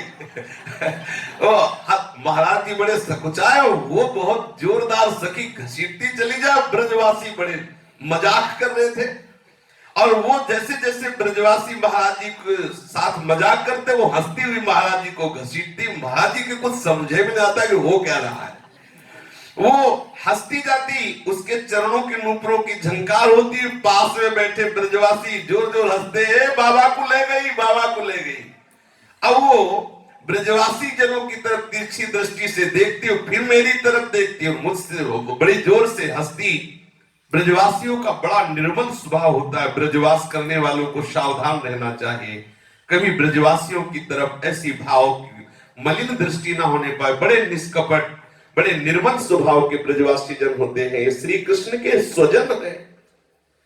भगवान श्री कृष्ण के दर्शन करने हैं तो इन ब्रज बालकों में, ब्रजवासियों में भगवत भाव ही रखना। संत जनों से इसीलिए ब्रजवासी जन प्यार करते हैं क्योंकि वो श्री कृष्ण के निज जन हैं और संतों को अपने रिश्तेदार की तरह प्यार करते हैं, अपने सगे संबंधियों की तरह प्यार करते हैं और डांट भी देते हैं जैसे अपने बच्चे को डांट देते। बड़े बड़े संतों को आशीर्वाद भी दे देते हैं। बड़े बड़े सिद्धों के माथे पे हाथ रखने के सामर्थ्य ब्रजवासियों में। जाओ दंडो खुश रहे बाबा, ये दूसरा नहीं बोलेगा। कोई गृहस्थ इतनी सामर्थ्य नहीं रखता कि कोई संत ऐसे करे वो हाथ रख दे, और ये ब्रजवासी इधर बिल्कुल लंबे से हाथ रख दे, जा बाबा तो ये श्री जी मिलेगी, पक्का समझ लो मिलेगी। ये ब्रजवासी जन भगवान के पार्षद है। जो ब्रज गोपी महाराज जी का हाथ खींचते हुए ले गई, बड़ा सुंदर भवन, महाराज जी को बड़े सुंदर सुंदर पदार्थ पवाए। महाराज जी ने मानो पूछा कि इतने सुंदर सुंदर पकवान रोज बनाती? बोले नहीं, ये बारात मेरे यहां ही आनी है और मैं ये सुंदर सुंदर पकवान बरातियों के लिए बनाई। लेकिन तू वहां बैठे सोच रहा था ना कि भूख लगी, भोजन मिल जाए, तो मेरे मन में इच्छा आई, इसीलिए खूब पवा रही हूं, खूब पा, तृप्ति पूर्वक भोजन कर। महाराज जी ने प्रसाद पाया, लौटकर वृक्ष के नीचे आए, फिर गोवर्धन को चल पड़े। अभी कुछ ही कदम चले थे कि राधा कुंड आ गया। महाराज जी को आश्चर्य हुआ कि इतनी जल्दी तो कभी राधा कुंड पहुंचे नहीं, ये सब हो क्या रहा है? ये कौन सा रास्ता था जिससे हम राधा कुंड आ गए? अब तो ये बढ़िया है, अगर ये वास्तविक रास्ता है तो वृंदावन से आने में तो कोई समय ही नहीं लगा। प्रातः काल में राधा कुंड में स्नान किया, गोवर्धन की परिक्रमा की, अब उस गांव के उस रास्ते की खोज की। ना वो वृक्ष, ना वो गांव, ना वो रास्ता। ये दिव्य गोपी, दिव्य भोग प्रसाद, दिव्य ब्रजवासियों का वो हंसी विनोद, अर्थात दिव्य ब्रज धाम का दर्शन महाराज जी को श्री कृष्ण ने करवाया। महाराज जी को बड़ा आश्चर्य हुआ कि वृंदावन धाम और गोवर्धन धाम, ब्रज धाम सब श्री कृष्ण स्वरूप है। इसी की कृपा से मुझे उस दिव्य गोपी का स्पर्श, उस दिव्य गोपी का वो भोग प्रसाद, उन ब्रजवासियों की निर्मल हंसी मजाक सुनने को मिली। शेष चर्चा आगे। श्री राधा वल्लभ लाल की जय जय श्यामा, जय जय श्याम, जय जय श्री वृंदावन धाम, जय जय श्यामा, जय जय जय श्यामा, जय जय श्री